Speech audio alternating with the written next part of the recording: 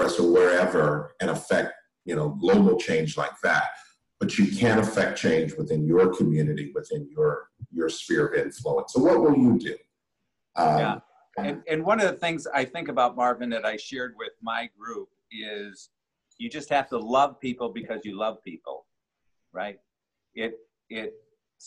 Right. We like, I don't know, like we're not probably going to go to Washington and speak in front of some congressional group. I probably won't.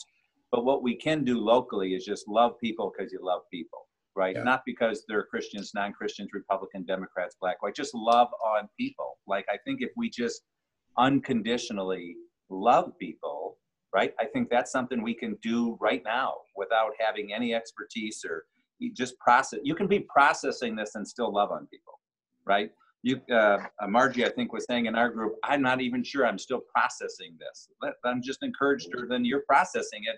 But let's just love on people. Like, love people because you love people, not because they're in your group. So that's my kind of final thoughts on that. It's 8:30. We'll do a overtime session. So Marvin, stay on if you will, because I've been doing Freedom One overtime, and I have just a message. I don't have a message today other than just love on people. But we'll stay on the call for people that just want to process things and have conversations and talk, and just continue the conversation. Like, be intentional and get on a Zoom call. Do a video. I did a video. I encourage other leaders to do a video. Just do a video, a 3-5 minute video that talks about where your heart's at and to love on people. And it's okay not to know the answer. Like, it's okay, but just to challenge people to, what are they going to do? If you just did a 3-minute video from this and it got to 300 or 500 people, that would be pretty awesome. So thanks, Marvin. You did awesome. Thanks, Cody. Likewise. Thanks for hosting, guys. Yeah. Welcome, Cody, we had a couple of new faces on here. Be a part of it if you want. So couple people were talking over you. What did you say? I said, if you and Marvin decide to do the video with the locals like you're planning to do, I want to be a part of it if you'd like. Oh, thank you, Kate. Appreciate that. Great. Yeah. So we want to have our Rock. Something was brought up in our group that was very interesting, and I think that you just muted yourself, Scott. Scott, we lost you there, buddy. Okay, I'm back.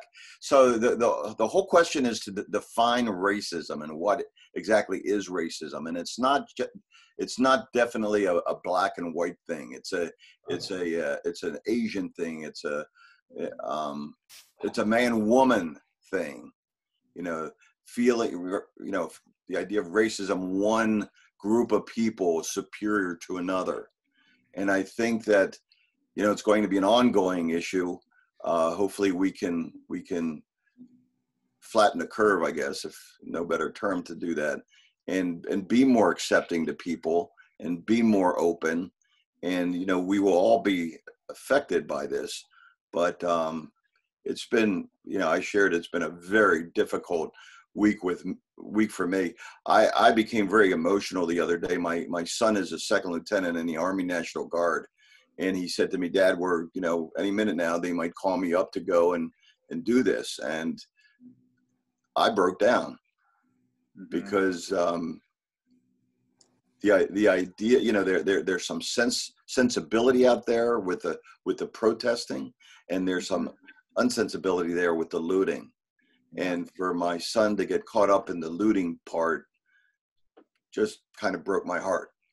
Yeah.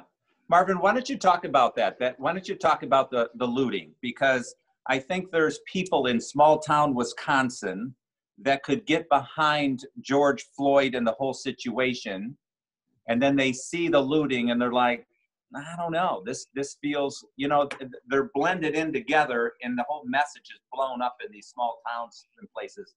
Marvin, why don't you address that if you would? Sure. So I think that the looting is only a distraction if you want it to be. That's a very, very powerful statement. I want to say it again. In fact, the wisdom of that statement actually came from another Marvin Bembry, my son, who put a very thoughtful commentary on social media yesterday.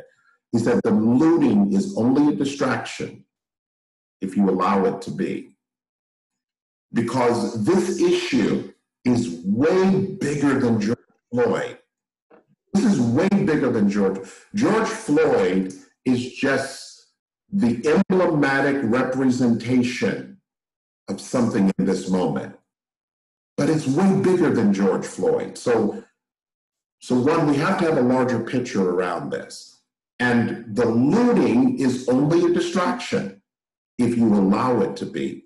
Yeah, but Marvin, let me challenge you on that, because I watch CNN and I watch Fox and I watch MSN. I watch all those, and if you're watching those, they're not filtering it out. They're showing the looting.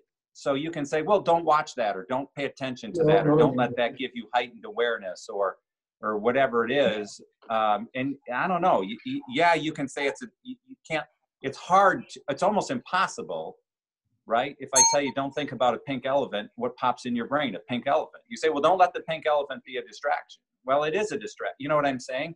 It's really, really hard. I get what you're saying, but it's not easy. I don't care what race you are. So for me, so let me just say, the looting, the violence, the rioting, all of that's wrong. It's bad. It's wrong. It's wrong. It's wrong. It's wrong. It's wrong. But it's only a distraction if I allow it to be. Because for me, there's a way bigger issue than the looting, the violence, and so forth. Way larger than that. Now, is the looting and so forth, is that being, as you just said, Rock, played up before us in the media? You better believe it, right? And so in the minds of people, the two are in confluence. Yeah.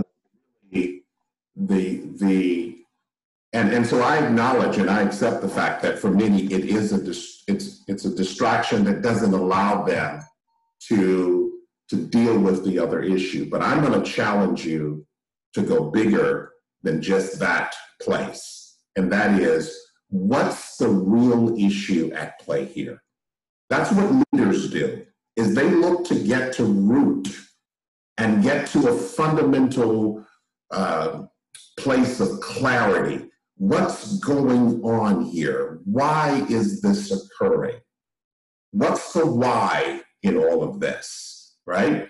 What's really going on in this case? And quite frankly, in this particular situation, we've observed we've heard now that some of this looting and some of this riotous stuff was not even done by some of the protesters, but by people who were infiltrating to really cause distraction, right?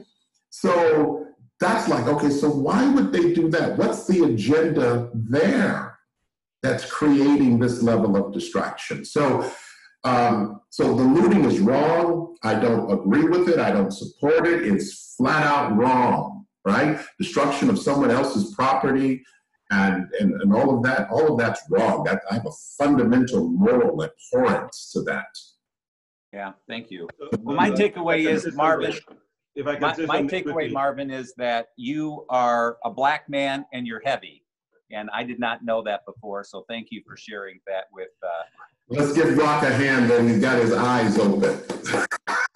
Thank you, Captain Obvious.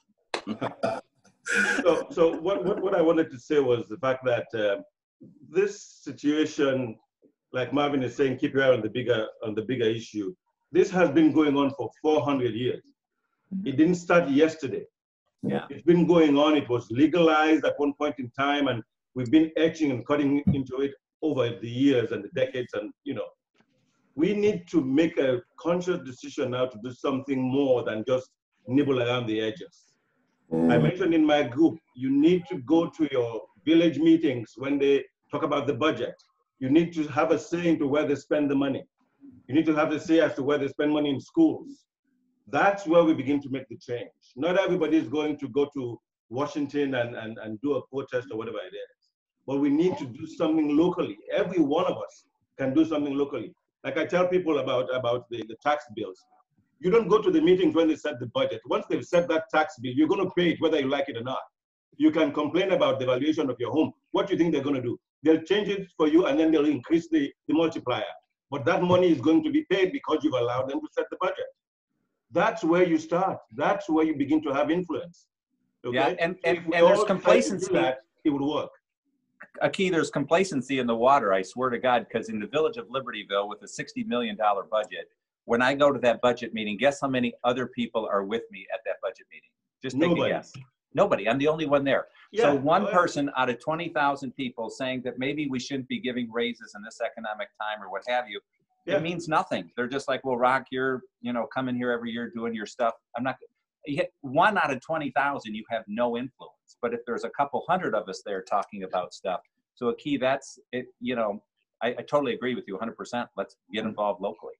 I just got a message. Rod, to use that analogy, though, it's the idea of protesting. If you have 100 people talking, you're going to have more influence than one. But if you walked into that meeting and broke windows and all of that, your message would be diminished. Yes. Right. For sure. I just got a message from Christy Kavolik, the mayor in Gurnee. And she says, thank you to all the faith leaders of Lake County for answering my call for help to create an opportunity for our community to come together.